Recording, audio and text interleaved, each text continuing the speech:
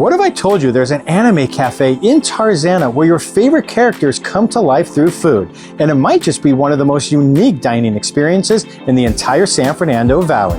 Today on Eat, Live, Love San Fernando Valley, we're checking out Anime Cafe in Tarzana that's quickly becoming a must-visit spot for fans of Japanese pop culture, kawaii desserts, and immersive anime dining experiences. If you've ever searched for an anime cafe near me, best-themed restaurants in Los Angeles, or unique places to eat in the San Fernando Valley, this is one you don't want to miss. Today on Eat, Live, Love San Fernando Valley, we're going to be in the city of Tarzana. Now, we're on the south side of Ventura Boulevard in a strip mall, and as we all know, some of the best places actually can be found in a strip mall, and that's no different here. But if you're a fan of anime, if you like about Japanese cartoons or anything Japan, you got to come check this place out. And this place, I think you're going to really love. Let's go start this episode. As soon as you walk into the Anime Cafe in Tarzana, it feels like you just stepped into a real-life slice of Tokyo fandom culture, color, characters, and energy everywhere you look. Luis, thanks for having us. Of course, welcome. All right, congrats on opening an anime cafe, but originally you guys were already here, it just had a different theme. So how did you decide to change concepts? Well, we originally planned on opening a basic cafe, you know, sandwiches, soup, salads, your typical desserts. But again, doing the research, you come into a lot of cafes that do that out here in the Valley or just anywhere in general. So actually 2 weeks before we did the initial opening, we did a little bit more research and realized there's nothing out here that has anime. So rather than going out to LA or going to a different city, you know, bring it to our house, which is the Valley.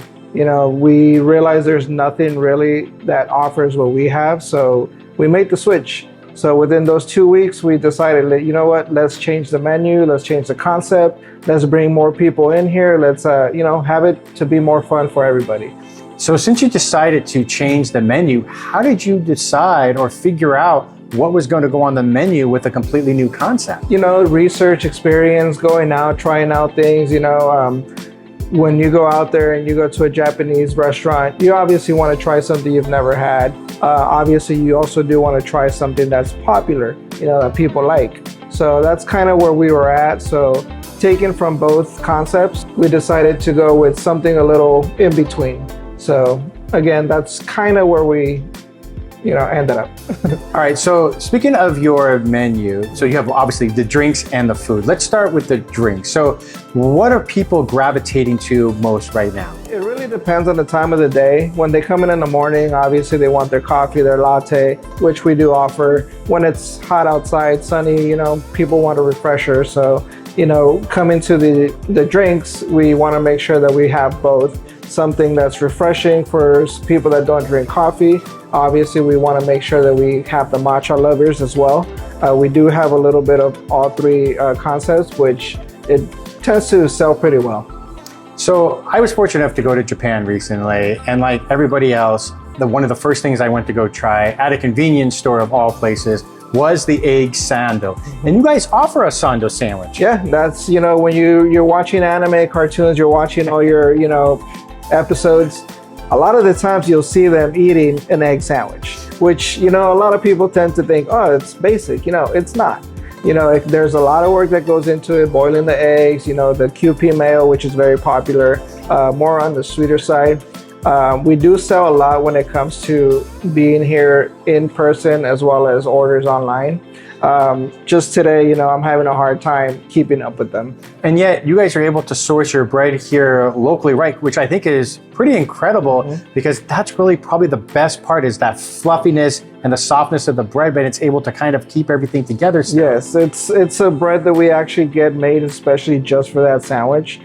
We do work with a baker, which delivers it every 2 days. We cut it. It doesn't come sliced, so we make sure that it stays fresh, no crust or anything. We cut off the crust ourselves, make the sandwich, and yeah, people love it. All right, well, let's go back in the kitchen. Let's see how you make some of this stuff.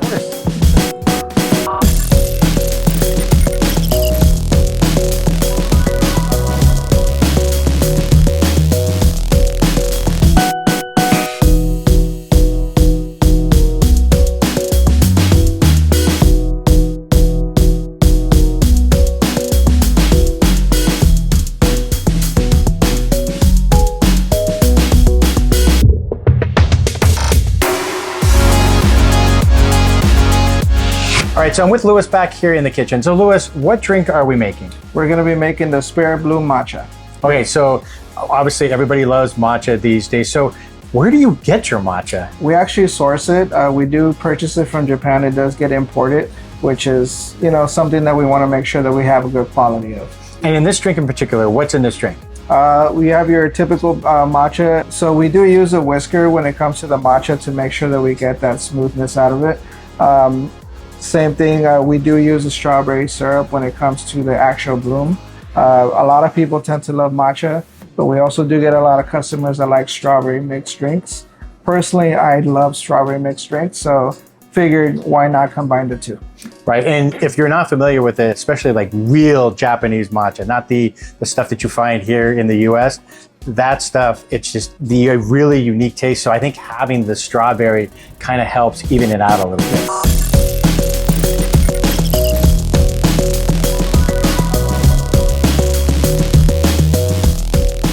So this is the famous 10 yen pastry, I think is what I kind of call it. So very popular in Japan, especially Osaka. When we went to Japan, we had them all the time. So it's very sweet and fluffy. That's a pancake exterior. Now look at this. I want you to see this. Take a look at that. Yeah, right at that. That, guys, is what it's all about.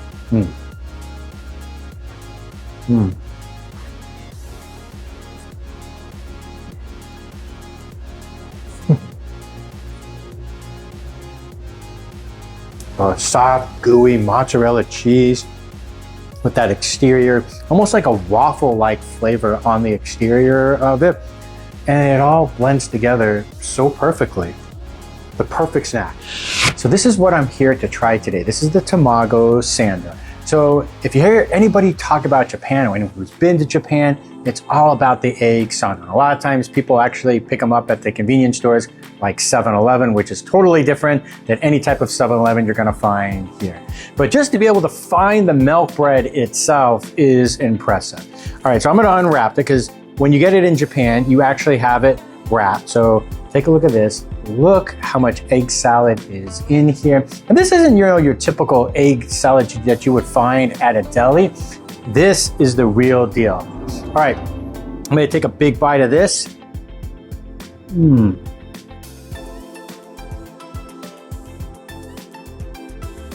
All right, let's start off with the bread again. So super soft, very fluffy bread.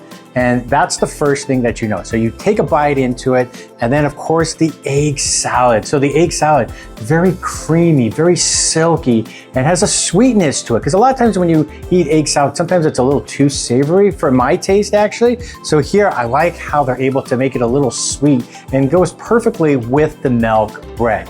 So especially if you're craving an egg sando, there's not a lot of places here in Los Angeles that you can get an egg sando Japanese style. So you gotta come and check these guys out if that's something that you're craving for. And you know what? Where else can you really go here in Southern California, not just the Valley, but all of Los Angeles to get your anime fix, to feel at home with other people that really love anime, and of course, all of their drinks, everything that they have on the menu. So if you're craving a little bit of Japan, maybe you traveled there and you're like me who's been there recently, that you still have that depression that you feel, that you kind of have those Japan blues ever since you've come back, like this is the place that'll help you get over it. And if you want to learn more about Japan, this is the place to come to. So highly recommend, family owned. You got to come check these guys out. They're located at the Anime Cafe in Tarzana on the south side of Ventura Boulevard. Come and check these guys out. And if you like this episode, make sure you like, comment, share, and support these guys. And we'll see you next time on the next episode of Eat, Live, Love, San Fernando Valley.